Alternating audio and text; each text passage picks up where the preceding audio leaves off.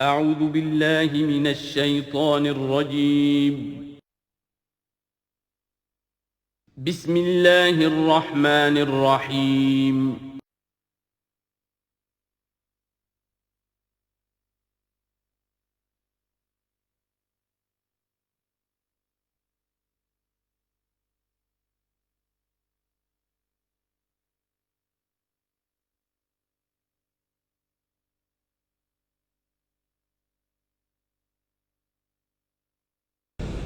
اعوذ باللہ من الشیطان الرجیم بسم اللہ الرحمن الرحیم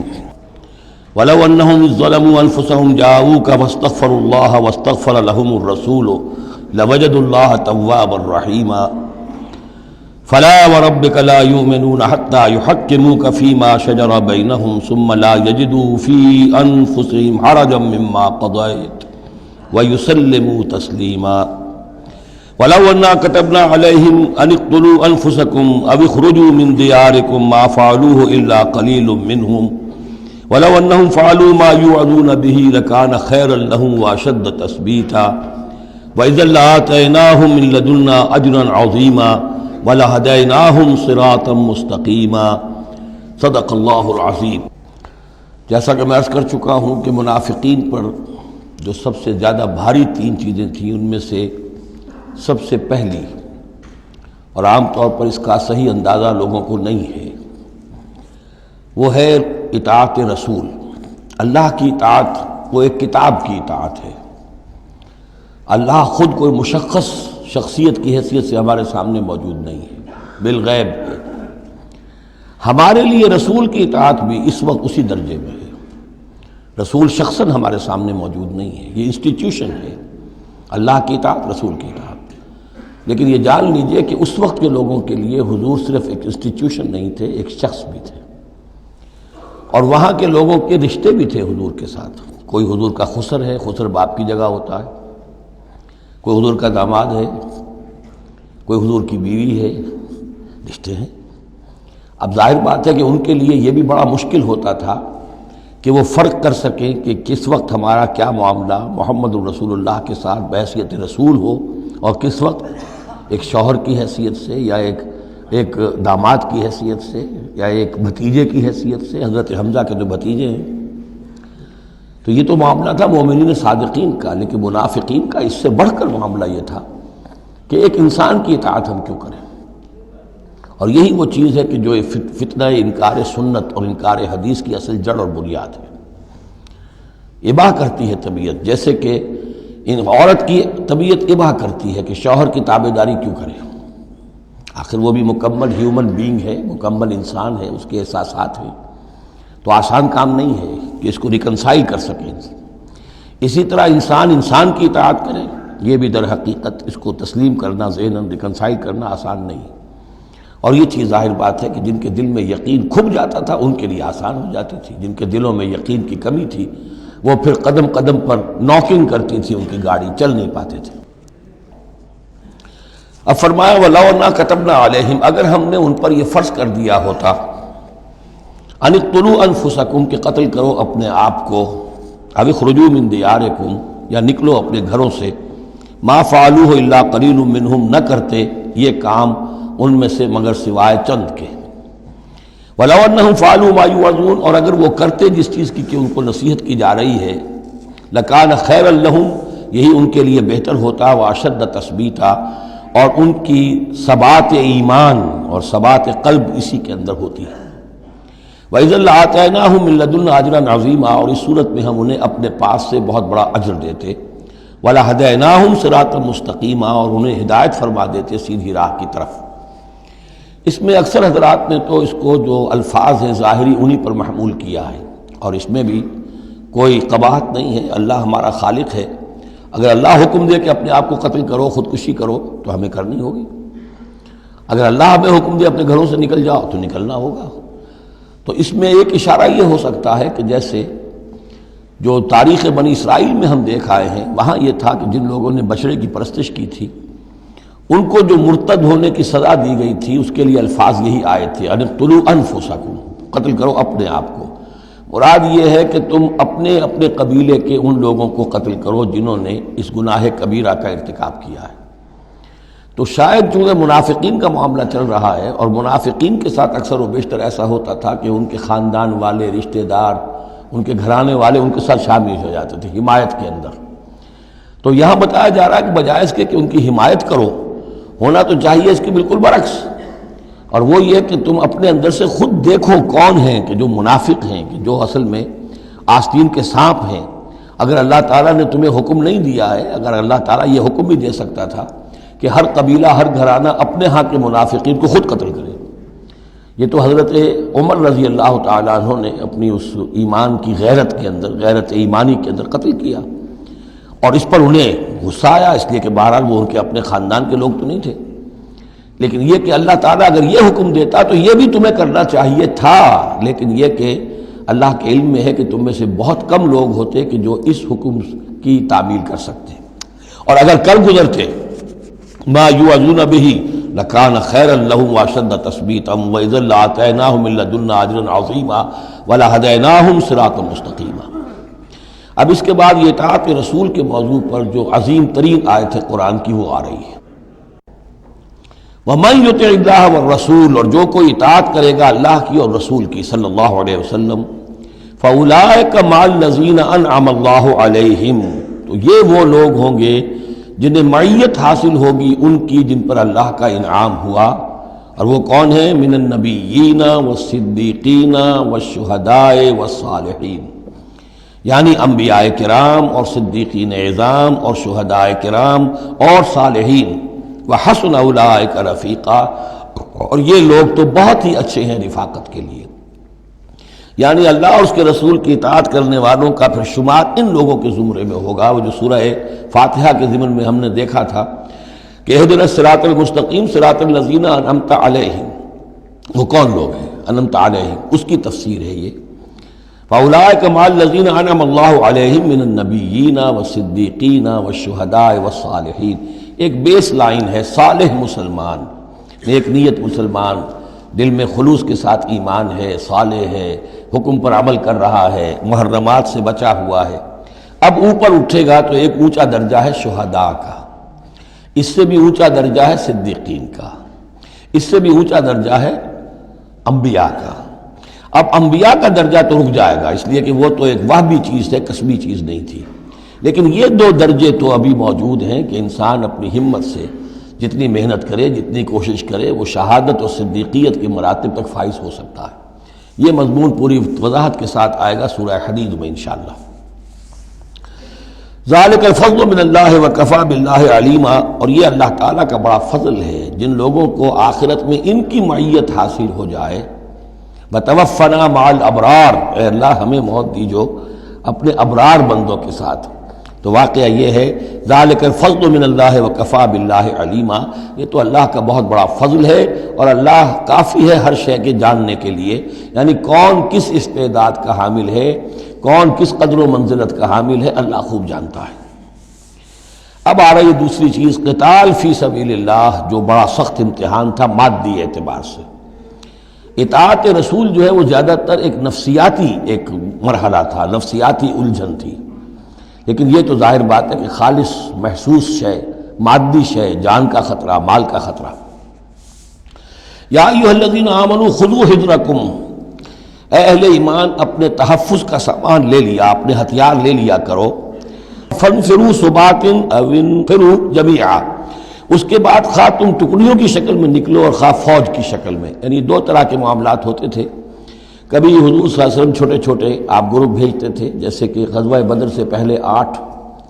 کبھی یہ کہ پوری فوج لے کر جیسے غزوہ بدر میں آپ گئے، غزوہ احد میں آئے، تو ان میں سے جو شکل بھی ہو نکلو اللہ کی راہ میں۔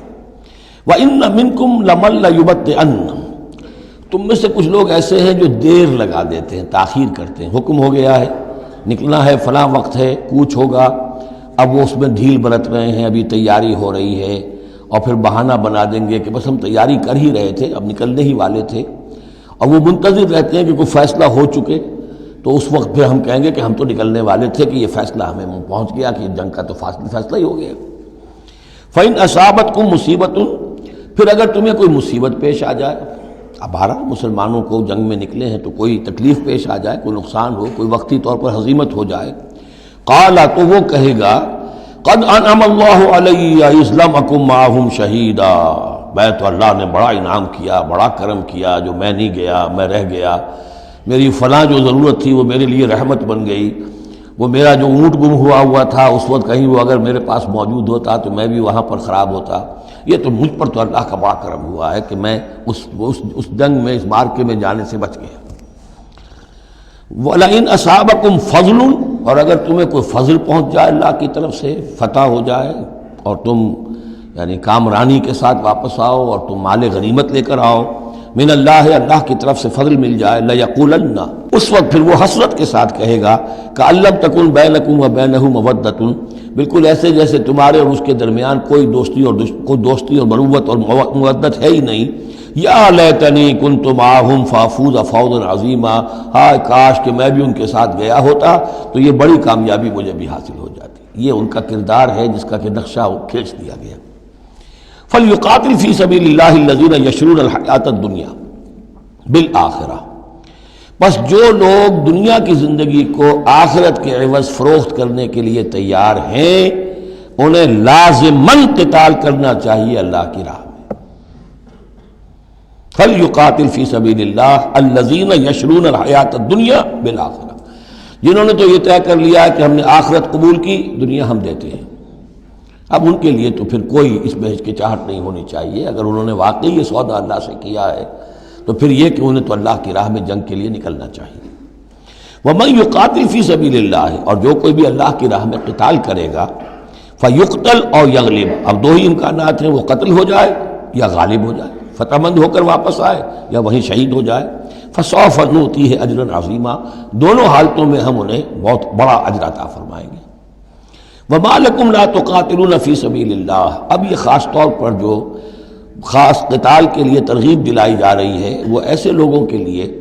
کہ جو مختلف علاقوں میں مسلمان تھے، کہ جو پھنسے ہوئے تھے، ان میں کمزور بھی تھے، ان میں خواتین بھی تھیں، بیمار بھی تھے، بوڑھے تھے، جو ایمان تو لے آئے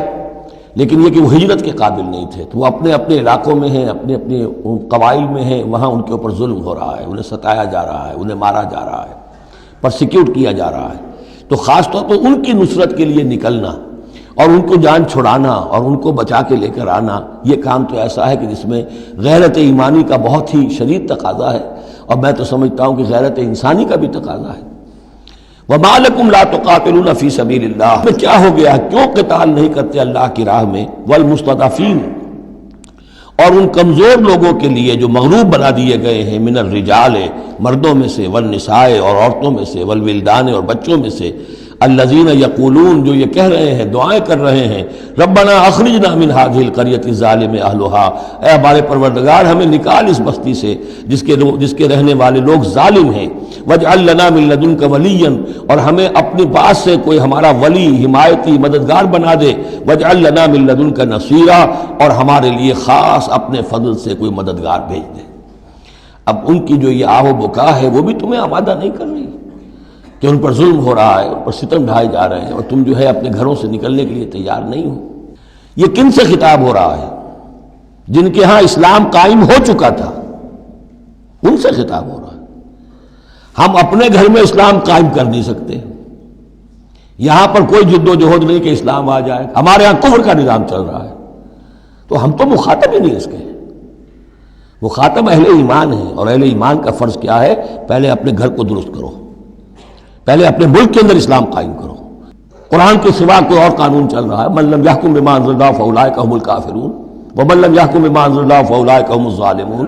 ومن لم يحکم بما انزل اللہ فاولئک هم الفاسقون۔ ظالم، فاسق اور کافر اور مشرک تو ہم خود ہیں۔ تو یہ آیت اپنی جگہ ہے، ہر چیز کو اس کے کانٹیکسٹ کے اندر رکھنا چاہیے۔ الذین آمنوا یقاتلون فی سبیل اللہ، جو لوگ ایمان والے ہیں وہ قتال کرتے ہیں اللہ کی راہ میں۔ والذین کفروا یقاتلون فی سبیل الطاغوت، اور جو لوگ کافر ہیں وہ بھی قتال کر رہے ہیں، جنگ تو وہ بھی کر رہے ہیں، ابو جہل بھی تو لشکر لے کر آیا تھا، وہ طاغوت کی راہ میں قتال کر رہے ہیں۔ فقاتلوا اولیاء الشیطان، تو قتال کرو، جنگ کرو شیطان کی ساتھیوں سے، شیطان کے حمایتیوں سے، حزب الشیطان سے۔ ان کید الشیطان کان ضعیفا، یقیناً شیطان کی چال بڑی کمزور ہے، دکھائی دیتی ہے بڑی زوردار، بڑی باروب، لیکن یہ کہ اگر مرد مومن کھڑے ہو جائیں تو پھر اس کے اندر معلوم ہو جاتا ہے کہ پھسپسی چال ہے۔ الم تر الی الذین قیل لهم کفوا ایدیکم واقیموا الصلاۃ وآتوا الزکاۃ، ذرا تم نے دیکھا نہیں ان لوگوں کی طرف جن سے کہا گیا تھا کہ اپنے ہاتھوں کو بندھے رکھو، روکے رکھو، اور نماز قائم کرو اور زکوٰۃ دو۔ یہ ہے کہ جو مکے کے اندر حکم تھا 12 برس تک، مکے میں جب مسلمانوں پر ظلم و ستم توڑا جاتا تھا، انہیں ستایا جا رہا تھا، تو بہت سے مسلمان تھے جوش میں بھی اور یقیناً خلوص کے ساتھ ہوش مند ہو کر بھی کہ ہمیں اپنے ان بھائیوں کی مدد کرنی چاہیے۔ اب یہ سمیہ ہمارے سامنے جو ہے، جو کچھ ہو رہا ہے اس کے ساتھ ہماری نگاہوں کے سامنے، یاسر کے ساتھ جو کچھ ہو رہا ہے، حضور ہمیں اجازت دیجیے۔ آخر ہم جو ہے، ہم نامرد نہیں ہیں، ہم بے غیرت نہیں ہیں، ہم بزدل نہیں ہیں، لیکن اجازت نہیں تھی۔ یہ منہج انقلاب نبوی کا ایشو ہے۔ اس وقت حکم یہ تھا اپنے ہاتھ تھامے رکھو، نغمہ ہے بلبل شوریدہ تیرا خام ابھی، اپنے سینے میں اسے اور ذرا تھام ابھی، ایک وقت آئے گا تمہارے ہاتھ کھول دیے جائیں گے، ابھی کفوا ایدیکم۔ لیکن یہاں سوال پیدا ہوتا ہے، الم تر الی الذین قیل لهم کفوا ایدیکم، یہ فعل مجہول ہے، کہا کس نے تھا؟ مکی قرآن میں یہ آیت موجود نہیں ہے، وہاں بھی یہ حکم تھا محمد الرسول اللہ صلی اللہ علیہ وسلم کا، حضور نے روکا۔ یہ آیت تو اتر رہی ہے مدنی قرآن میں، سورہ نساء میں، تو معلوم ہوا کہ اس وقت بھی وہ حضور کا حکم تھا جس کو کہ اللہ نے وہ اون کیا ہے، اللہ کی طرف سے تھا یہ۔ تو وہی یہ جلی تو ہوتی ہے، وہی یہ خفی بھی ہوتی ہے، یا حضور کے جس اجتہاد کو اللہ تعالیٰ اس کو تقریر کہیں گے، جیسے حضور کی حدیث ہم کہتے ہیں، ایک آپ کا قول ہے، ایک فعل ہے، ایک تقریر ہے۔ کوئی کام آپ کے سامنے کیا گیا، آپ نے اسے روکا نہیں، تو گویا کہ ایک طرح سے آپ کی طرف سے ریکگنیشن مل گئی کہ وہ بھی جائز ہے، یقیناً غلط ہوتا تو حضور روک دیتے۔ اسی طرح اللہ تعالیٰ کی کتاب ہے، وحی جلی ہے، وہ آ رہی ہے، لیکن حضور کا وحی خفی بھی ہے حضور کو جو آ جاتی ہے، اور ایک یہ کہ حضور خود اجتہاد کر رہے ہیں، اس کو اگر اللہ نے روکا نہیں تو وہ گویا اللہ کی تقریر ہو گئی، اور وہ بھی اللہ ہی کی طرف سے ہو گیا، اور وہ بھی گویا کہ اللہ نے اون کر لیا۔ تو اب یہ بھی ہو سکتا ہے کہ وحی خفی کے ذریعے سے اللہ نے مکی دور میں حضور کو یہ حکم دیا ہو کہ جو ہے یہاں نقل ہوا ہے، اور یہ بھی ہو سکتا ہے یہ حضور کا اپنا اجتہاد ہو اور اس کو اللہ تعالیٰ نے قبول کیا ہو۔ الم تر الی الذین قیل لهم کفوا ایدیکم واقیموا الصلاۃ وآتوا الزکاۃ، اب یہاں محذوف ہے۔ اس وقت تو کچھ لوگ بڑے زور شور سے کہتے تھے ہمیں اجازت ہونی چاہیے، ہم جنگ کریں، لیکن اب کیا حال ہوا؟ فلما کتب علیہم القتال، جب ان پر جنگ فرض کر دی گئی، اذا فریق منہم یخشون الناس کخشیۃ اللہ او اشد خشیہ، تو اب یہ دیکھنے میں آ رہا ہے کہ ان میں سے کچھ لوگ انسانوں سے اس طرح ڈر رہے ہیں جیسے اللہ سے ڈرنا چاہیے، بلکہ اس سے بھی زیادہ ڈر رہے ہیں۔ اب ظاہر بات ہے یہ وہ مکے کے مہاجرین نہیں ہیں، یہ اصل میں وہی منافقین مدینہ جو ہے ان کا حال ہے، لیکن کنٹراسٹ دکھانے کے لیے جو اس دور کی بات تھی اس کے مقابلے میں اس کو لے آیا گیا کہ اصل ایمان تو وہ تھا، اور یہ جو کچھ ہے شکل، یہ تو پھر کمزوری ہے اور نفاق کی علامت ہے۔ وَقَالُوا رَبَّنَا لِمَا كَتَبْتَ عَلَيْنَا الْقِتَالَ، اور وہ کہتے ہیں کہ پروردگار یہ ہم پر تو نے کیوں فرض کر دی جنگ، لَوْلَا أَخَّرْتَنَا إِلَىٰ أَجَلٍ قَرِيبٍ، ابھی اے پروردگار کچھ اور عرصے کے لیے، کچھ دیر کے لیے اور کیوں نہ مؤخر کیا اس کو۔ قُلْ مَتَاعُ الدُّنْيَا قَلِيلٌ، اے نبی کہہ دیجئے دنیا کا ساز و سامان یہ بہت حقیر سی شے ہے، وَالْآخِرَةُ خَيْرٌ لِمَنِ اتَّقَىٰ، آخرت بہت بہتر ہے اس کے لیے جو تقویٰ کی روش اختیار کرے، وَلَا تُظْلَمُونَ فَتِيلًا، اور تم پر دھاگا بھر بھی کوئی ظلم نہیں ہوگا، حق تلفی نہیں ہوگی، تمہارے جو بھی اعمال ہیں، انفاق ہے، قتال ہے، جو بھی اللہ کی راہ میں ایثار ہے، بھرپور تمہیں اس کا اجر و ثواب دے دیا جائے گا۔ اینما تکونوا یدرککم الموت، اب ظاہر بات ہے کہ قتال سے جی چرانے میں اصل سبب کیا تھا؟ موت کا خوف، اب اس کو کھولا جا رہا ہے جو ان کے دل کے اندر ہے۔ اینما تکونوا یدرککم الموت، جہاں کہیں بھی ہوگے موت تو تمہیں آ لے گی، پا لے گی۔ وَلَوْ كُنْتُمْ فِي بُرُوجٍ مُشَيَّدَةٍ، خواہ تم بڑے مضبوط فورٹیفائڈ دلوں کے اندر اپنے آپ کو جا کر محصور کر لو، بروج قلعے کے لیے آتا تھا، مشیدہ بہت مضبوط۔ وَإِن تُصِبْهُمْ حَسَنَةٌ يَقُولُوا هَٰذِهِ مِنْ عِندِ اللَّهِ، ان منافقین کا ایک اور طرز عمل دیکھیے، اگر مسلمانوں کو کوئی اچھی شے مل گئی، کوئی فتح ہو گئی، کوئی اور خیر آ گیا، حضور کی تدبیر کے اچھے نتائج نکل آئے، تو اسے حضور کی طرف منسوب نہیں کرتے تھے. کیا کہتے تھے؟ ان تصیبہم حسنۃ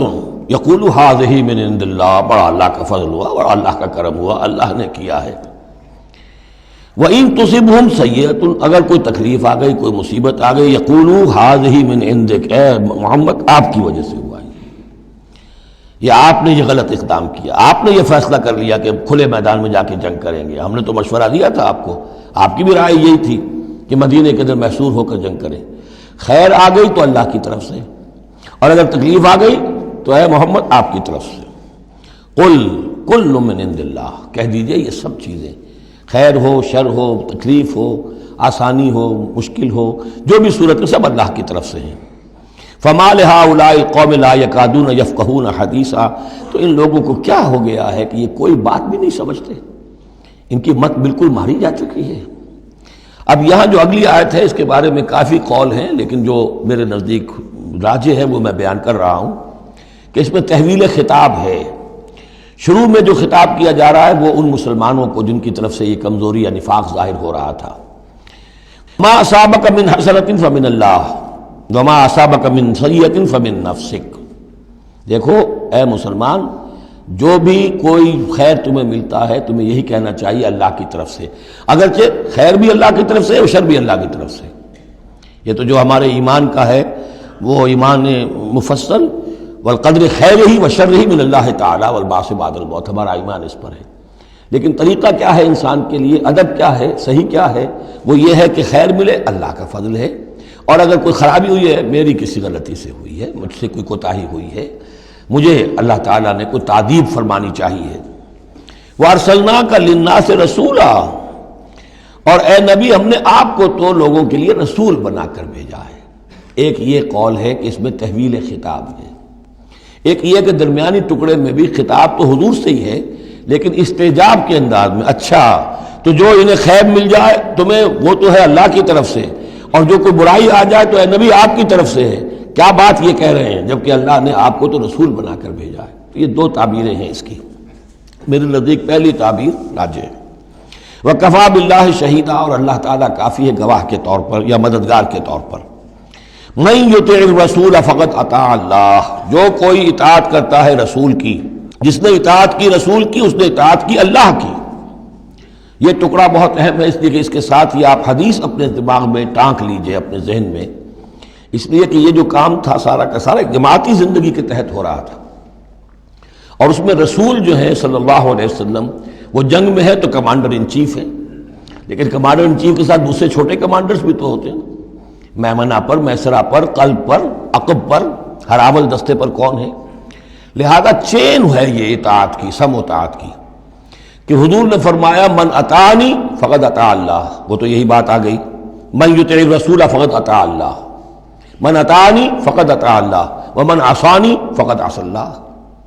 جس نے میری اطاعت کی اللہ کی اطاعت کی، جس نے میری نافرمانی کی اللہ کی نافرمانی کی. ومن اطاع امیری فقد اطاعنی، جس نے میرے مقرر کردہ امیر کی اطاعت کی اس نے میری اطاعت کی. ومن عصى امیری فقد عصانی، اور جس نے میرے معین کردہ امیر کی مخالفت کی یا اس کی نافرمانی کی اس نے میری نافرمانی کی. تو یہ چین چلے گی اوپر سے نیچے تک. جو بھی جماعت ہوگی، لشکر ہوں گے، اس میں جو ہے رینکس ہوں گے، اس میں کارڈرز ہوں گے، اسی طریقے سے یہ سم و طاعت جو ہے اس کی ایک زنجیر چلتی چلی جائے گی.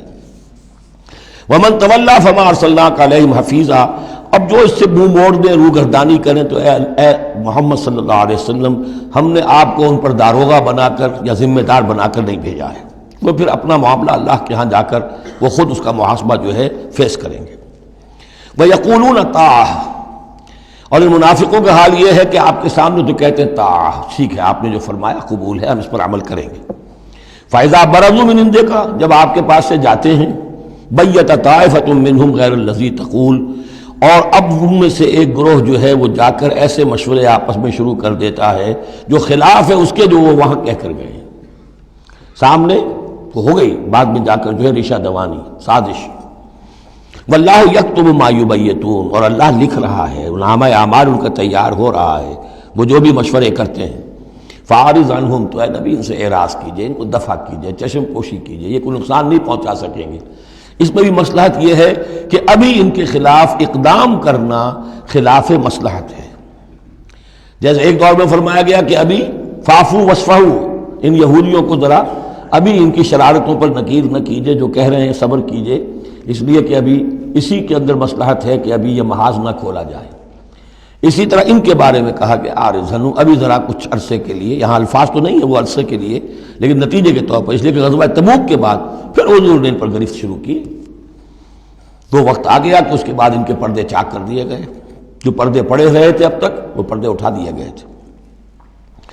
فَأَعْرِضْ عَنْهُمْ وَتَوَكَّلْ عَلَى اللَّهِ، اور آپ اللہ پر توکل کیجئے. وَكَفَىٰ بِاللَّهِ وَكِيلًا، اللہ کافی ہے سہارے کے طور پر. یعنی ان کی یہ ریشہ دوانیاں، ان کے یہ مشورے، ان کی یہ سازشیں، یہ سب جو ہے پادر ہوا ہے، اور یہ سب نسیاں منسیہ ہو جائیں گی، آپ فکر نہ کیجئے. افلا یتدبرون القرآن، تو کیا یہ لوگ قرآن پر تدبر نہیں کرتے؟ پڑھتے تو ہیں.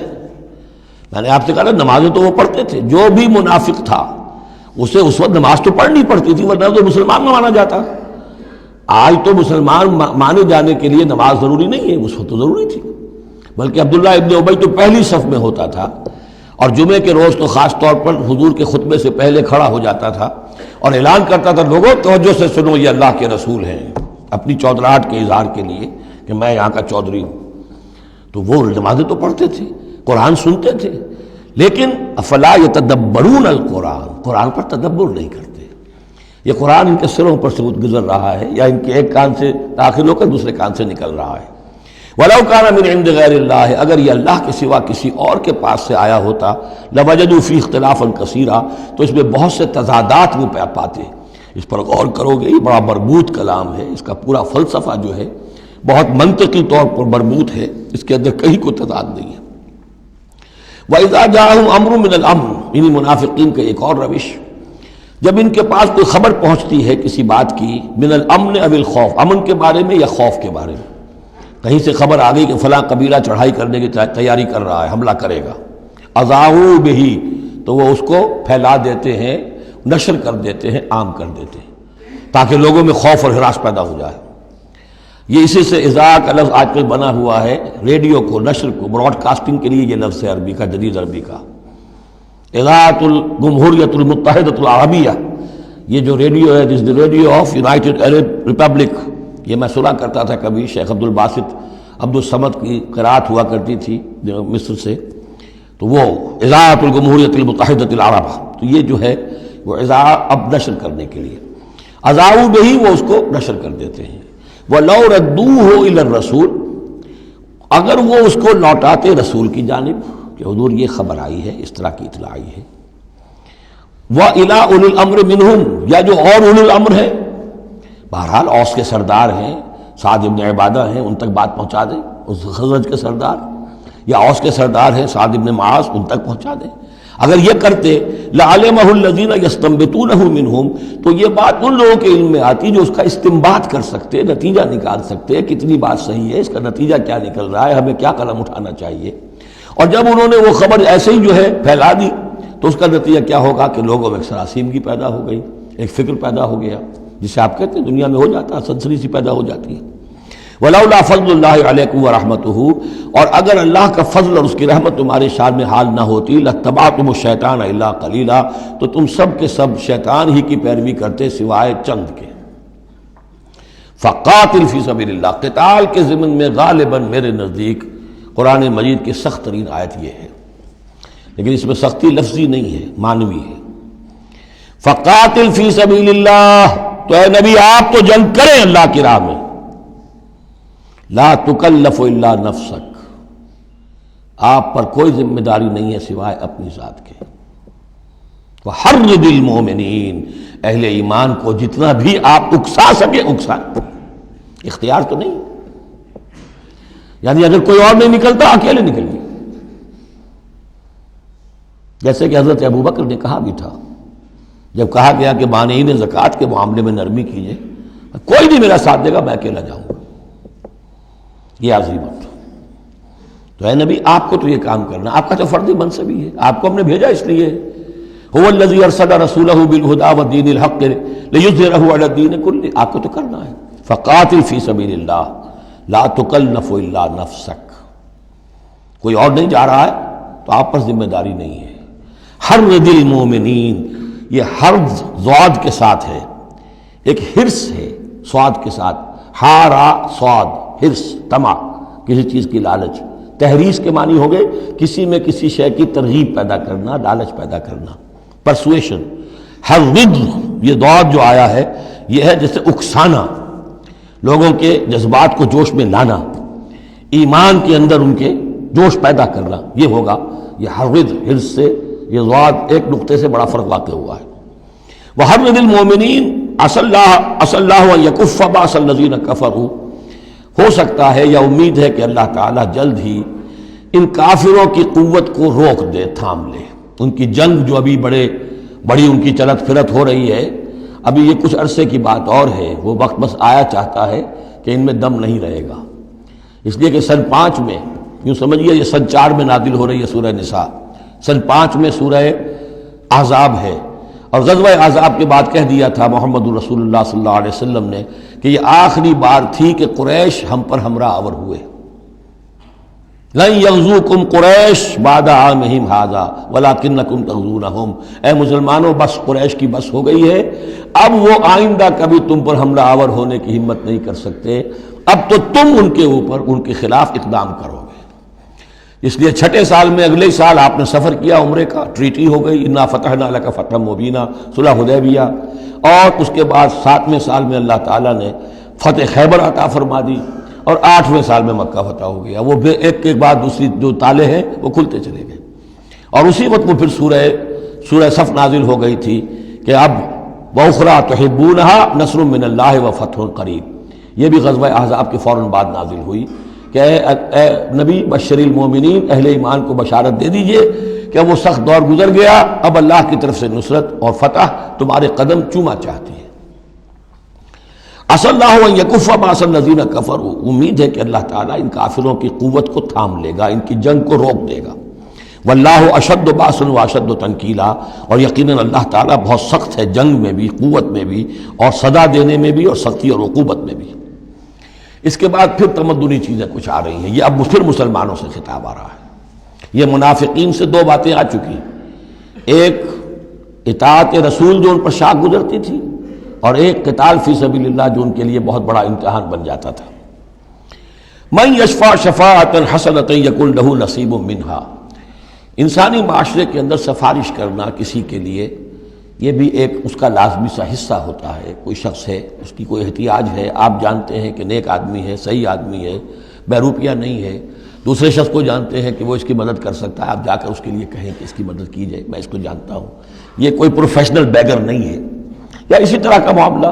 کوئی مقدمے کا مسئلہ ہے، آپ کے علم میں کچھ حقائق ایسے ہیں کہ جو فائل کے اوپر جو پولیس نے جو بھی کر رکھی ہے کارروائی، وہ دھوکہ دینے والے ہیں، ڈیسیونگ ہے، تو آپ جاتے ہیں کسی کے پاس اور کہتے ہیں کہ یہ بات یوں ہے، تو یہ کوئی بری بات نہیں ہے۔ اچھائی کے لیے، نیکی کے لیے، بھلائی کے لیے، خیر کے لیے، عدل کے لیے، انصاف کے لیے اگر سفارش کی جائے تو اس میں کوئی حرج نہیں، بلکہ اس سے اللہ تعالیٰ ثواب عطا فرمائے گا۔ من یشفع شفاعۃ حسنۃ، جو کوئی سفارش کرتا ہے اچھی، یکن لہ نصیب منہا، اسے اس میں سے بھی حصہ ملے گا، اس کی نیکی، اس کے اجر و ثواب میں سے اسے حصہ ملے گا۔ ومن یشفع شفاعۃ سیئۃ یکن لہ کفل منہا، اور کسی نے بری سفارش کی، غلط سفارش کی، جھوٹی کی، حقائق کو توڑا مروڑا، تو پھر اس کے جرم کے اندر جو جس کے لیے وہ سب کچھ کر رہا ہے وہ بھی شریک ہو گیا، اس کا برابر کا حصہ دار ہو گیا۔ واللہ وکان اللہ علی کل شیء مقیتا، اور یقیناً اللہ تعالیٰ ہر شے پر قوت رکھنے والا ہے۔ ایک اور بات، معاشرے کے اندر گریٹنگز کا معاملہ ہوتا ہے، جب ملیں تو آپس میں کس طریقے سے کوئی سلام کریں، یا کیا گڈ مارننگ کہیں، کیا کہیں، صباح الخیر اور مساء الخیر کہیں، کیا کہیں، اس کا بھی اللہ تعالیٰ نے بتایا کہ اس کا قاعدہ کیا ہے۔ وَإِذَا حُيِّيتُم بِتَحِيَّةٍ فَحَيُّوا بِأَحْسَنَ مِنْهَا أَوْ رُدُّوهَا، جب تمہیں کوئی دعا دی جائے، اصل میں عربوں کے ہاں چونکہ یہ روایت تھا حیاک اللہ، حیاک اللہ، حیاک اللہ، اللہ جو ہمارے ہاں سرائے کے علاقے میں حیاتی ہوئے، تمہاری عمر بڑھے، اللہ تعالیٰ عمر زیادہ کرے، تو یہ وہ انداز ان کا تھا کہ حیاک اللہ، تو اسی سے جو بھی گریٹنگز ہیں ان کے لیے لفظ تحیہ بن گیا ہے۔ اذا حییتم بتحیۃ، جب تمہیں کوئی دعا دی جائے تو پھر تم بھی دعا دو بأحسن منہا، اس سے بہتر۔ السلام علیکم کے جواب میں السلام علیکم ورحمۃ اللہ، اضافہ کر کے دیجئے، لوٹائیے، اور ردوہا، کم سے کم اتنی تو کرو کہ برابر جو ہے وہ بات اس کو لوٹا دو۔ ان اللہ کان علی کل شیء حسیبا، یقیناً اللہ تعالیٰ ہر چیز کا حساب کرنے والا ہے۔ یہ چھوٹی چھوٹی چیزیں بھی جو ہیں ان کی بھی اہمیت ہے، آداب ہیں، انسانی زندگی کے اندر اور معاشرتی زندگی میں حسن پیدا ہوتا ہے، اس سے آپس کی محبت پیدا ہوتی ہے۔ اللہ لا الہ الا ہو، اللہ وہ ہے کہ جس کے سوا کوئی معبود نہیں۔ لَيَجْمَعَنَّكُمْ إِلَىٰ يَوْمِ الْقِيَامَةِ لَا رَيْبَ فِيهِ، وہ لازماً جمع کرے گا تمہیں قیامت کے دن، جس میں کوئی شک نہیں۔ وَمَنْ أَصْدَقُ مِنَ اللَّهِ حَدِيثًا، اور اللہ سے بڑھ کر اپنی بات میں سچا کون ہوگا۔ اب یہ منافقین سے پھر اگلی بات شروع ہو رہی ہے، اور یہ ہے تیسری بات، ہجرت۔ وہ لوگ کہ جو قدرت رکھنے کے باوجود، مقدرت رکھنے کے باوجود ہجرت نہیں کر رہے تھے، یعنی ایک تو وہ ہے جو بیمار ہیں، بوڑھے ہیں، راستہ نہیں چل سکتے، راستہ انہیں آتا نہیں ہے، عورتیں ہیں، ان کا معاملہ تو پہلے آ چکا، ان کے لیے تو تمہیں قتال کرنا چاہیے تاکہ انہیں چھڑاؤ وہاں سے۔ ایک وہ ہے جو کہ اپنے ان کافر قبیلوں کے اندر، اپنی ان بستیوں کے اندر آرام سے رہ رہے ہیں، اور وہ ہجرت نہیں کر رہے، جبکہ ہجرت اب فرض کر دی گئی تھی۔ اور ہجرت فرض کیوں کر دی گئی تھی یہ بھی سمجھ لیجئے، اس لیے کہ جب حضور کی دعوت اور تحریک جو ہے وہ اس مرحلے میں آ گئی کہ اب قتال چاہیے، تو اب ظاہر بات ہے کہ جو آفینسو لینا ہے باطل کے خلاف، جو اقدام کرنا ہے، تو جتنی بھی اویلیبل طاقت ہے اسے ایک مرکز پہ آنا ضروری ہے۔ اگر منتشر پڑے رہی طاقت ساری تو پھر یہ ہے کہ وہ آپ کی کامیابی کا امکان کم ہے۔ اب تو جتنی بھی آپ کو مین پاور اللہ نے فراہم کی ہے اب تک، اس سب کو بلاؤ ایک مرکز پہ ہو تاکہ پوری قوت کے ساتھ ایک جگہ سے فیصلہ کو اقدام کیا جا سکے، یہ اس کی حکمت ہے۔ تو جو ہجرت ہوئی تھی پہلے مکی دور میں، جو حبشہ کی تھی، وہ آپشنل تھی، وہ تو صرف اجازت تھی ہجرت کی، اس کا حکم نہیں تھا۔ ہجرت مدینہ کا حکم تھا۔ اب جو لوگ ہجرت نہیں کر رہے ان کا ذکر ہے، ان منافقوں کا کہ جو اس بنا پر منافق قرار پائے کہ وہ ہجرت نہیں کر رہے۔ فَمَا لَكُمْ فِي الْمُنَافِقِينَ فِئَتَيْنِ، اور تمہیں کیا ہو گیا ہے ایسے منافقوں کے بارے میں، یہ بات آگے واضح ہو جائے گی کہ کن منافقین کا تذکرہ ہے یہ۔ تم دو گروہوں میں تقسیم ہو گئے ہو، یعنی کچھ لوگ ان کی حمایت کرتے، نہیں بھائی ٹھیک ہے کوئی بات نہیں، ان کے ساتھ کوئی نرمی ہونی چاہیے، آخر ایمان تو لائے تھے نا، اب نہیں ہجرت کر سکے، اور کچھ لوگ جو ہے وہ اللہ کے حکم کے معاملے میں سختی سے عمل کرنا چاہتے ہیں۔ تو اے مسلمانوں تمہیں کیا ہو گیا، ان کے بارے میں دو گروہوں میں کیوں تقسیم ہو گئے ہو؟ واللہ ارکسہم بما کسبوا، اللہ نے تو ان کے کرتوتوں کے سبب ان کو الٹ دیا، یعنی ان کا ہجرت نہ کرنا در حقیقت ثبوت ہے اس بات کا کہ ایمان سلب ہو گیا ان کا۔ ہاں کوئی مجبوری ہوتی، عذر ہوتی تو بات اور تھی۔ اتریدون ان تہدوا من اضل اللہ، کیا تم چاہتے ہو کہ ان کو ہدایت دے دو جن کی کہ گمراہی پر اللہ کی طرف سے مہر تصدیق ثبت ہو چکی ہے؟ وَمَن يُضْلِلِ اللَّهُ فَلَن تَجِدَ لَهُ سَبِيلًا، اور جس کی گمراہی پر اللہ کی طرف سے آخری مہر تصدیق ثبت ہو چکی ہو، پھر تم اس کے لیے کوئی راستہ نہ پاؤ گے۔ وَدُّوا لَوْ تَكْفُرُونَ كَمَا كَفَرُوا، یہ لوگ جو ان کے بارے میں نرمی کی باتیں کر رہے ہیں، بڑی چکنی چپڑی باتیں، یہ چاہتے ہیں کہ جیسے انہوں نے کفر کیا تم بھی کرو، فَتَكُونُونَ سَوَاءً، تاکہ تم برابر ہو جاؤ۔ بلی کی دم کٹ گئی، وہ چاہتی ہے سب بلیوں کی دمیں کٹ جائیں۔ فَلَا تَتَّخِذُوا مِنْهُمْ أَوْلِيَاءَ، تو اب ان کو اپنا دوست مت سمجھو، اپنا حمایتی مت جانو، حَتَّى يُهَاجِرُوا فِي سَبِيلِ اللَّهِ، جب تک کہ وہ ہجرت نہ کرے اللہ کی راہ میں۔ یہ گویا کہ اب لٹمس ٹیسٹ ہے ان کے ایمان کا، ہجرت نہیں کرتے تو گویا کہ مومن نہیں ہے، منافق ہے۔ وَإِن تَوَلَّوْا، اور اگر وہ پیٹ موڑ لیں، ہجرت نہ کریں، فَخُذُوهُمْ، پکڑو انہیں، وَاقْتُلُوهُمْ، قتل کرو انہیں، حَيْثُ وَجَدتُّمُوهُ، جہاں پاؤ۔ یعنی پھر وہ کافروں کے حکم میں ہے، چاہے وہ کلمہ پڑھتے ہوں، لیکن اگر ہجرت نہیں کر رہے ہیں، جو ہجرت فرض کر دی گئی ہے ان پر، اگر وہ نہیں کر رہے ہیں تو گویا کہ وہ کافروں کے حق میں ہے، اسی کے حکم میں ہے، انہیں پکڑو، قتل کرو جہاں پاؤ۔ وَلَا تَتَّخِذُوا مِنْهُمْ وَلِيًّا وَلَا نَصِيرًا، ان میں سے کسی کو بھی اپنا ولی اور مددگار مت بناؤ۔ إِلَّا الَّذِينَ يَصِلُونَ إِلَىٰ قَوْمٍ، اب اس میں استثناء ہے، ایک ایسے قبیلے میں اس قسم کے منافق مسلمان موجود ہیں کہ جن سے آپ کی صلح ہے، قبیلے کی قبیلہ صلح، تو ظاہر بات ہے کہ اس صلح کو وہ یہ صلح ان کو بھی کور کر رہی ہے جو اس میں ہے منافق۔ إِلَّا الَّذِينَ يَصِلُونَ إِلَىٰ قَوْمٍ بَيْنَكُمْ وَبَيْنَهُم مِيثَاقٌ، سوائے ان کے کہ جن کا تعلق ہو ایک ایسی قوم سے، ایسے قبیلے سے کہ جن کے اور تمہارے درمیان کوئی معاہدہ ہے، اور یا دوسری شکل کیا ہے، اور جاؤکم حسرت صدورہم، یا ایسے لوگ بھی ہوتے تھے جو آئے تمہارے پاس اور ان کے دل جو ہیں بڑے تھوڑے ہو گئے ہیں، تنگ ہو گئے ہیں، ان یقاتلوکم او یقاتلوا قومہم، ان میں اتنی جرأت نہیں رہی ہے کہ وہ آپ کے ساتھ ہو کر اپنی قوم کے خلاف لڑے یا اپنی قوم کے ساتھ ہو کر آپ کے خلاف لڑے مسلمانوں۔ اب چونکہ انسانی معاشرے میں ہر سطح کے لوگ ہوتے ہیں اور ہر حال میں رہے ہیں، ہر دور میں رہیں گے، تو یہ گویا کہ تو مینول آف ریولوشن ہے، ریولوشنری اسٹرگل کے اندر اس طرح کی سچویشنز آئیں گی، ہر قسم کے انسان ہوں گے۔ کچھ ایسے کمزور لوگ تھے وہ کہتے تھے بھائی ہمارے لیے لڑنا بھڑنا مشکل نہیں ہے، نہ مشکل ہے، نہ تو ہم اپنی قوم کے ساتھ ہو کر مسلمانوں سے لڑیں گے، نہ مسلمانوں کے ساتھ ہو کر اپنی قوم سے لڑیں گے۔ ان کے بارے میں بھی کہا کہ ان کو بھی دفع کرو، ان کو بھی قتل نہ کرو، ان کو بھی چھوڑ دو، ان کی بھی جان بخشی کرو۔ تو دو استثناء آ رہے ہیں، ایک تو استثناء کن سے ہے کہ جن کے ساتھ، جن کے قبیلے کے ساتھ تمہارا معاہدہ ہے اس کے منافقین کے اوپر وہ حکم نہیں آئے گا خذوہم وقتلوہم حیث ثقفتموہم کہ انہیں پکڑو اور قتل کرو جہاں پاؤ۔ دوسرے وہ ہے کہ جو یہ کہہ دیں کہ حضور ہمیں بس یہ قبول کر لیجئے، ہم نہ آپ کے ساتھ ہو کر اپنے قوم سے لڑ سکتے ہیں، یہ ہمت ہمارے اندر نہیں ہے، نہ یہ ہے کہ ہم وعدہ کرتے ہیں کہ آپ کے خلاف اپنی قوم کی کبھی مدد کریں گے۔ تو فرمایا وَلَوْ شَاءَ اللَّهُ،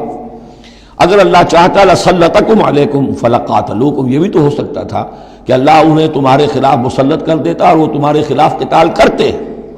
فَإِنِ اعْتَزَلُوكُمْ فَلَمْ يُقَاتِلُوكُمْ، اب اگر انہوں نے تمہیں چھوڑ دیا اور تم سے جنگ نہیں کر رہے ہیں، وَأَلْقَوْا إِلَيْكُمُ السَّلَامَ، اور تمہاری طرف وہ صلح پیش کر رہے ہیں، فَمَا جَعَلَ اللَّهُ لَكُمْ عَلَيْهِمْ سَبِيلًا، تو ایسے لوگوں کے خلاف اقدام کرنے کی اللہ نے تمہیں اجازت نہیں دی ہے۔ تو سمجھتے جائیے اس بات کو کہ جو منافق ہے ان میں سے عام قاعدہ یہ ہے کہ اب جو بھی اقدام ان کے خلاف ہوگا انہیں پکڑو اور قتل کرو، وہ کافروں کے حکم میں ہے اگر وہ ہجرت نہیں کر رہے۔ اللہ یہ نمبر ایک کہ ان کے قبیلے سے تمہارا معاہدہ ہے تو وہ کور کر جائے گا ان کو۔ دوسرا یہ کہ وہ آ کر اگر یہ کہہ دے کہ ہم نیوٹرل ہو جاتے ہیں بالکل، تب بھی انہیں چھوڑ دو۔ تیسرا ایک اور کیا، ستجدون آخرین، تم پاؤ گے ایک اور قسم کے لوگوں کو، یریدون ان یامنوکم و یامنوا قومہم، وہ بھی کہتے تو یہ چاہتے ہیں کہ تم سے بھی امن میں رہیں، اپنی قوم سے بھی امن میں رہیں، اس میں نہیں آنا چاہتے جھگڑے میں۔ کلما ردوا الی الفتنۃ ارکسوا فیہا، لیکن جب کہیں کوئی آزمائش کا وقت آتا ہے تو وہ اس کے اندر اونجھے ہو جاتے ہیں۔ جب دیکھتے ہیں کہ ہماری قوم کا پلڑا بھاری ہے تو مسلمانوں کے ساتھ جو ہے وہ جنگ کرنے کے لیے بھی تیار ہو جاتے ہیں کہ اب تو فتح ہماری ہونے والی ہے تو مال غنیمت میں سے ہمیں بھی حصہ مل جائے گا۔ فإن لم يعتزلوکم، تو ایسے لوگ اگر تم سے علیحدہ نہیں رہتے، باز نہیں رہتے تمہارے خلاف لڑنے سے، وَيُلْقُوا إِلَيْكُمُ السَّلَامَ، اور اگر تمہارے سامنے صلح پیش نہیں کرتے، وَيَكُفُّوا أَيْدِيَهُمْ، اور اپنے ہاتھ نہیں روکتے، فَخُذُوهُمْ، تو پکڑو انہیں، وَاقْتُلُوهُمْ، اور قتل کرو انہیں، حَيْثُ ثَقِفْتُمُوهُمْ، جہاں بھی کہیں پاؤ۔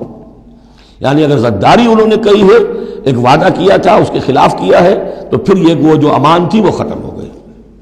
وَأُولَٰئِكُمْ جَعَلْنَا لَكُمْ عَلَيْهِمْ سُلْطَانًا مُبِينًا، ایسے لوگوں کے خلاف ہم نے تمہیں سند اور قوت عطا کر دی ہے کہ تم اس کے خلاف کھلا اقدام کر سکتے ہو۔ اب ایک اور معاشرتی مسئلہ آ رہا ہے، کیونکہ یہ جو اب چل رہی تھی، یوں سمجھیے نا کہ پورے عرب کے اندر اب تو بھٹی دہک گئی ہے،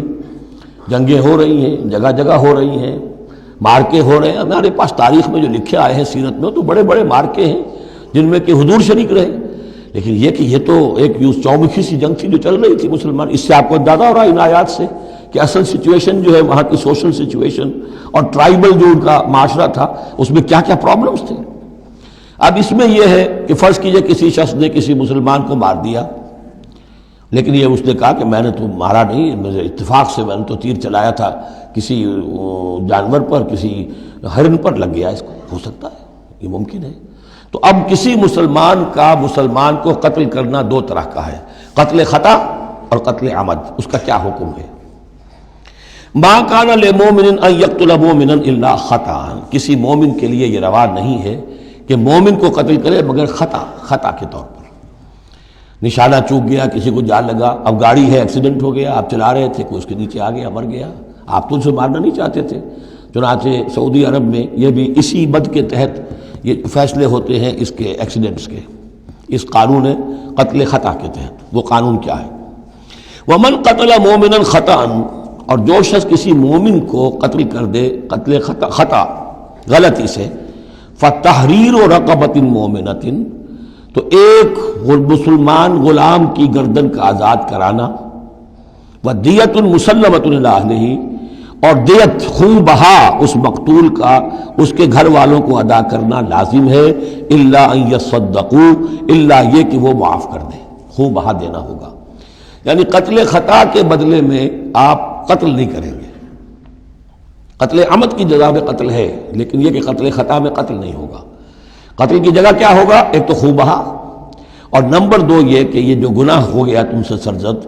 اس کے لیے گناہ کے اثر کو ختم کرنے کے لیے اللہ نے ایک حق اپنا رکھ دیا کہ ایک غلام کو آزاد کرو۔ فَإِن كَانَ مِن قَوْمٍ عَدُوٍّ لَكُمْ، اور اگر وہ مسلمان تھا ایک ایسے قبیلے سے کہ جو تمہارا دشمن قبیلہ ہے، تھا مسلمان اور تمہارے ہاتھوں مارا گیا ہے غلطی سے، وَهُوَ مُؤْمِنٌ، تھا وہ خود مومن، فَتَحْرِيرُ رَقَبَةٍ مُؤْمِنَةٍ، تو پھر صرف ایک مسلمان آزاد کا ایک گردن چھڑا دینا کافی ہوگا، کیونکہ کافر قبیلے کا آدمی تھا، اب اس کو اگر دیت دی جائے گی تو کافر کو پہنچ گئی، وہ تو اس کے گھر والے کافر ہیں، دیت یہاں معاف ہو گئی، لیکن یہ ہے کہ اس کو جو ایک غلام کو آزاد کرنا جو اللہ کا حق تھا وہ برقرار رہے گا۔ وَإِن كَانَ مِن قَوْمٍ بَيْنَكُمْ وَبَيْنَهُم مِيثَاقٌ، اور اگر وہ ہو ایسے قوم سے، ایسے قبیلے سے کہ تمہارے اور اس کے درمیان، اس کے قبیلے کے درمیان معاہدہ ہے، فَدِيَةٌ مُسَلَّمَةٌ، تو پھر وہی حکم آ جائے گا کہ دیت بھی دینی پڑے گی، حوالے کرنی ہوگی، الی اہلہ، اس کے گھر والوں کی طرف، اس کے وارثوں کو، وَتَحْرِيرُ رَقَبَةٍ مُؤْمِنَةٍ، اور ایک مومن کی گردن، ایک مومن جو ہے کہ جو مومن غلام ہو اس کا آزاد کرنا بھی ہوگا۔ فَمَن لَّمْ يَجِدْ، تو جو یہ نہ پائے، یعنی یہ جو اب دو حق ہو گئے، ایک ہے دیت، وہ تو مقتول کے جو ورثہ ہے ان کا ہے، اس میں تو معافی نہیں ہو سکتی، البتہ اللہ نے جو رکھا ہوا ہے کہ ایک مومن غلام کو آزاد کیا جائے، اگر کسی کے اندر اتنی مقدرت نہیں ہے تو اللہ نے نرمی کر دی اپنے حق میں، فَمَن لَّمْ يَجِدْ فَصِيَامُ شَهْرَيْنِ مُتَتَابِعَيْنِ، جس کے پاس اتنا پیسہ نہیں ہے کہ کوئی مسلمان غلام کو خریدے اور آزاد کرے، تو وہ 2 مہینے کے پے بپے متواتر روزے رکھے، توبۃ من اللہ، یہ اللہ کی طرف سے اس کے جرم کا کفارہ بن جائے گا، اس کے توبہ کے قبول کا ذریعہ بن جائے گا۔ وَكَانَ اللَّهُ عَلِيمًا حَكِيمًا، اور یقیناً اللہ تو علیم اور حکیم ہے۔ اب آ رہا قتل عمد، وَمَن يَقْتُلْ مُؤْمِنًا مُتَعَمِّدًا، اور جو کوئی قتل کرے گا کسی مومن کو جان بوجھ کر قتل عمد، فَجَزَاؤُهُ جَهَنَّمُ خَالِدًا فِيهَا، اس کا بدلہ تو جہنم ہے جس میں وہ ہمیشہ ہمیش رہے گا، وَغَضِبَ اللَّهُ عَلَيْهِ، اور اللہ تعالیٰ کا غضب اس پر ہوگا، وَلَعَنَهُ، اور اللہ نے اس پر لعنت فرمائی، وَعَدَّ لَهُ عَذَابًا عَظِيمًا، اور اس کے لیے بہت بڑا عذاب تیار کیا ہے۔ شروع میں آیا تھا کہ 2 چیزیں ہیں، حرمت جان، حرمت مال، معاشرے کی بنیاد اس پر قائم ہے، لہذا یہ کہ ایک مسلمان کا قتل کر دینا بھی اللہ کے ہاں کتنا بڑا ہے۔ آگے چل کر سورہ مائدہ میں اس سے بھی آگے آ گیا، فَكَأَنَّمَا قَتَلَ النَّاسَ جَمِيعًا، کسی ایک انسان کو ناحق قتل کر دینا بھی ایسے ہے جیسے کہ پوری نوع انسانی کو قتل کر دیا، اس لیے کہ تمدن کی جڑ کاٹ دی۔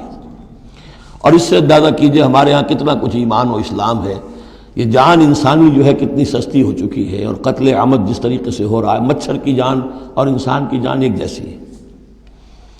یا ایھا الذین آمنوا اذا ضربتم فی سبیل اللہ فتبینوا ولا تقولوا لمن القی الیکم السلام لست مؤمنا۔ اب اس آیت کو بھی آپ سمجھیں گے اسی پس منظر میں کہ یہ چومکھی جنگ چل رہی ہے، ہر جگہ ہو رہا ہے معاملہ، تو آپ اس میں فرض کیجئے کہ کہیں کوئی مقابلہ ہوا، آپ نے سمجھا کہ یہ کافر آ رہا ہے، جب آپ اس کے قریب آئے، اسے مارنے لگے، قتل کرنے لگے، اس نے کلمہ پڑھ دیا، میں تو مسلمان ہوں، اب کیا کریں گے؟ اس کا حکم دیا جا رہا ہے۔ یا ایھا الذین آمنوا اذا ضربتم فی سبیل اللہ، اے اہل ایمان جب تم اللہ کی راہ میں نکلو، فتبینوا، تو تحقیق کر لیا کرو، وَأَتَقُولُوا لِمَنْ أَلْقَى إِلَيْكُمُ السَّلَامَ، اور جو شخص بھی تمہارے سامنے اسلام پیش کرے یا سلام پیش کرے، اس کو یہ مت کہو کہ لست مومنا، کہ تم مومن نہیں ہو، تمہیں کیا معلوم؟ ایمان کا تعلق دل سے ہے، دنیا کا سارا معاملہ اس کے اسلام پر ہوگا۔ اگر وہ کلمہ شہادت پڑھ رہا ہے اور اپنے اسلام کا اظہار کر رہا ہے، یو ہیو ٹو ٹیک ہم آن ہز ورڈز۔ تو یہ معاملہ ہو گیا تھا حضرت اسامہ کے ساتھ۔ حضرت اسامہ کا ایک جنگ میں ایک کافر سے دو بدو مقابلہ ہوا، جب وہ کافر بالکل زیر ہو گیا کہ اب اس کو معلوم ہوا کہ میرے لیے بچت کا کوئی راستہ نہیں ہے، انہوں نے کلمہ پڑھ دیا، اشہد ان لا الہ الا اللہ واشہد ان محمد رسول اللہ۔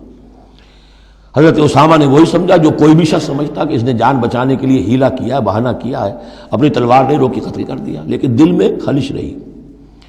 پھر آپ کے خود انہوں نے کہا یا حضور تک اطلاع پہنچی تو حضور ناراض ہوئے، اے اسامہ کیا کرو گے اس دن، کیا جواب دو گے جب وہ کلمہ شہادت تمہارے خلاف مدعی ہو کر آئے گا کہ میرے ہوتے ہوئے تلوار چلی اس کی؟ جب انہوں نے کہا کہ وہ تو جان بچانے کے لیے اس نے کیا، ہم نے فرمایا حلا شقق قلبہ، تو تو نے اس کا دل چیر کر کیوں نہیں دیکھ لیا کہ اس کے اندر ایمان ہے کہ نہیں ہے؟ اس قدر غصے کا اور غضب کا انداز، وہی بات کہی جا رہی ہے، یا ایھا الذین آمنوا اذا ضربتم فی سبیل اللہ فتبینوا ولا تقولوا لمن القی الیکم السلام لست مؤمنا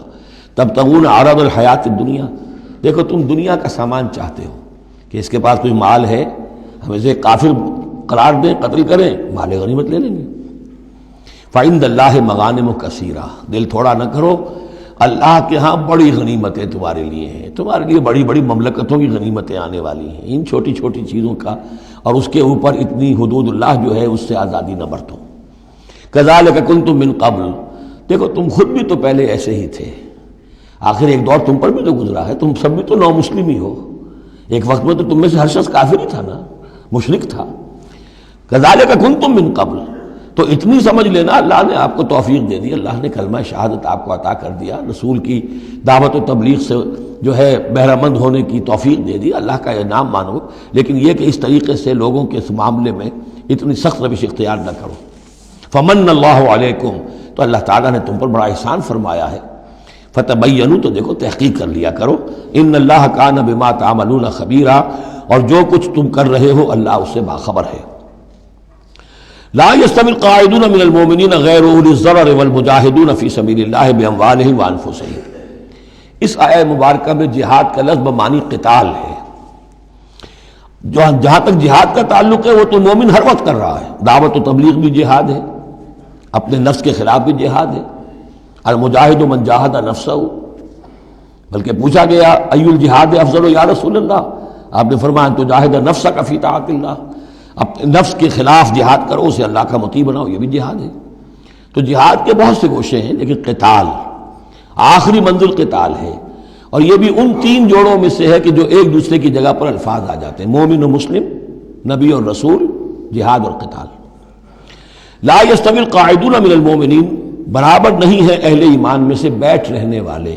یعنی جو کہ قتال فی سبیل اللہ کے لیے نہیں نکلتے، غیر اولی الضرر،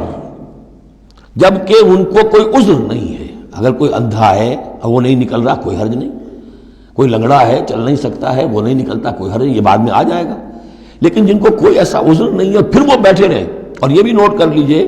کہ نفیر عام پہلی مرتبہ ہوئی ہے صرف غزوہ تبوک میں سن 9 ہجری میں جا کر، اس سے پہلے پرسویشن تھی، نکلو اللہ کی راہ میں، نکلو اللہ کی راہ میں، نکلو اللہ کی راہ میں، لازم ہر ایک کے لیے نہیں تھا، قتال فی سبیل اللہ آپشنل تھا، لہذا اس کے اوپر کسی سے نکیر بھی نہیں ہوتی تھی، نہیں گیا کوئی نہیں گیا ٹھیک ہے،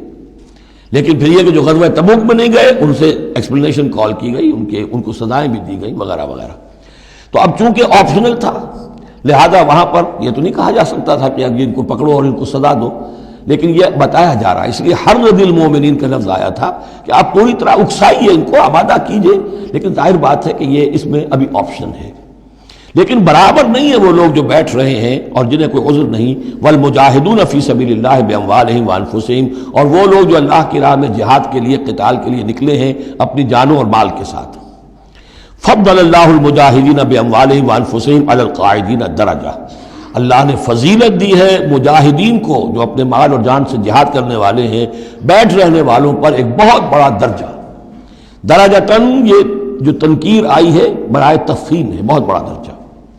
وَكُلًّا وَعَدَ اللَّهُ الْحُسْنَىٰ، اور چونکہ یہ فرض نہیں، نفیر عام نہیں، لہذا فرمایا گیا سب کے لیے اللہ کی طرف سے اچھا وعدہ ہے، جو نہیں نکلا چونکہ ابھی وہ فرض ہے نہیں، لازم کیا نہیں گیا ہے، تو ان کے لیے بھی اللہ تعالیٰ کی طرف سے اگر انہوں نے اتنی ہمت نہیں کی ہے، وہ کم تر مقام پر قانے ہو گئے تو ٹھیک ہے، لیکن اللہ تعالیٰ کی طرف سے ان کے اوپر کوئی گرفت نہیں ہوگی۔ وَكُلًّا وَعَدَ اللَّهُ الْحُسْنَىٰ وَفَضَّلَ اللَّهُ الْمُجَاهِدِينَ عَلَى الْقَاعِدِينَ أَجْرًا عَظِيمًا، لیکن فضیلت دی ہے اللہ تعالیٰ نے مجاہدین کو بیٹھ رہنے والوں پر اجر عظیم، درجات منہ ومغفرۃ ورحمہ، یہ درجات ہوں گے اللہ کی طرف سے اور اس کی طرف سے مغفرت اور رحمت، وکان اللہ غفور الرحیم، اور یقیناً اللہ تعالیٰ غفور الرحیم ہے۔ ان الذین توفاہم الملائکۃ ظالمی انفسہم، اب یہ آ گئے وہ لوگ کہ جو عذر کے بغیر وہ ہجرت نہیں کر رہے تھے، اپنے گھروں میں بیٹھے ہوئے اپنی قوم میں یا مکے میں۔ ان الذین توفاہم الملائکۃ ظالمی انفسہم، یقیناً وہ لوگ کہ جو وفات دیں گے انہیں فرشتے اس حال میں کہ وہ اپنی جانوں پر ظلم کر رہے تھے، یعنی ہجرت نہیں کی تھی انہوں نے، رسول کے حکم کی اطاعت نہیں کی تھی، آخر موت تو آنی ہے، تو جب فرشتے ان کی روح قبض کرتے ہیں، قالوا فیما کنتم، تو وہ ان سے کہتے ہیں یا کہیں گے یہ آپ کس حال میں تھے؟ آپ نے ایمان کا دعویٰ کیا، محمد رسول اللہ نے ہجرت کا حکم دیا، کیا ہوا آپ کو؟ کیوں آپ نے ہجرت نہیں کی؟ قالوا كنا مستضعفین فی الارض، تو وہ کہیں گے ہمیں دبا لیا تھا لوگوں نے، ہم مجبور ہو گئے تھے، کیا کریں، ہم معذور تھے۔ قالوا الم تکن ارض اللہ واسعہ، وہ فرشتے کہیں گے کیا اللہ کی زمین واسع نہیں ہے، وسیع نہیں ہے، کھلی نہیں ہے، کشادہ نہیں ہے، فتہاجروا فیہا، کہ تم اس پہ ہجرت کرتے، فاولئک مأواہم جہنم، تو یہ وہ لوگ ہیں جن کا ٹھکانہ جہنم ہے، وساءت مصیرا، اور وہ بہت بری جگہ ہے ٹھہرنے کی۔ الا المستضعفین من الرجال، ہاں ایسے لوگ جو واقعتاً جن کو اب چینز پہنا دی گئی ہوں، زنجیروں میں جکڑ کر جن کو کہ گھروں میں رکھا گیا، ان کا معاملہ ہو رہا ہے کہ جنہیں دبا دیا گیا ہو۔ مستضعفین من الرجال والنساء، اور عورتیں، ان کے لیے تنہا سفر کرنا، ایسے بھی عورتیں تھیں جن تنہا ہجرت کی ہے لیکن ہر ایک کے لیے تو نہیں۔ والولدان، اور بچے، لا یستطیعون حیلۃ، کہ نہ ان کے پاس کوئی تدبیر ہے، ولا یہتدون سبیلا، نہ وہ راستہ جانتے ہیں۔ فاولئک عسى الله ان يعفو عنهم، تو یہ وہ لوگ ہیں کہ اللہ تعالیٰ ان کو معاف فرمائے گا۔ اگر عذر تھا، مجبوری تھی، نہیں جا سکتے تھے، بچے ہیں، عورتیں، ان کے لیے کہا گیا تھا کہ ان کے لیے قتال فی سبیل اللہ کرو، انہیں جا کے چھڑاؤ، لیکن جو لوگ بغیر عذر کے وہاں بیٹھے ہوئے ہیں وہ منافق ہیں کٹر، ان سے تمہارا کوئی تعلق نہیں جب تک کہ وہ ہجرت نہ کریں، بلکہ وہ قتال کے معاملے میں بالکل کفار کے برابر ہیں۔ الا المستضعفین من الرجال والنساء والولدان لا يستطيعون حیلۃ ولا يهتدون سبیلا فاولئک عسى الله ان يعفو عنهم وكان الله عفوا غفورا، اور اللہ تعالیٰ بخشنے والا اور معاف فرمانے والا ہے۔ ومن يهاجر في سبيل الله، اور جو کوئی ہجرت کرے گا اللہ کی راہ میں، یجد فی الارض مراغما کثیرا وسعا، وہ زمین میں پائے گا کشادگی بہت بڑی اور وسعت۔ ان ارضی واسعۃ فإیایا فاعبدون، سورہ عنکبوت میں آپ پڑھیں گے، میری زمین بڑی کشادہ ہے، اگر یہاں اللہ کی بندگی نہیں کر سکتے ہو تو کہیں اور چلے جاؤ۔ ومن یہاجر فی سبیل اللہ یجد فی الارض مراغما کثیرا وسعا ومن یخرج من بیتہ مہاجرا، اور اس کے ساتھ ساتھ یہ بھی سمجھ لو جو شخص اپنے گھر سے نکل کھڑا ہوا ہجرت کے لیے، الی اللہ ورسولہ، اللہ اور اس کے رسول کی طرف، دولت کے لیے نہیں۔ یہ حدیث نبوی جو ہے کہ ایک شخص وہ ہے جو ہجرت کرتا ہے کسی عورت سے نکاح کے لیے، ایک شخص وہ ہے جو دولت کے لیے کرتا ہے، وہ نہیں۔ فہجرتہ الی ما ہاجر الیہ، اس کی ہجرت اس پر شمار ہوگی۔ جس نے اللہ اور اس کے رسول کی طرف ہجرت کی خلوص نیت کے ساتھ، گھر سے نکل کھڑا ہوا،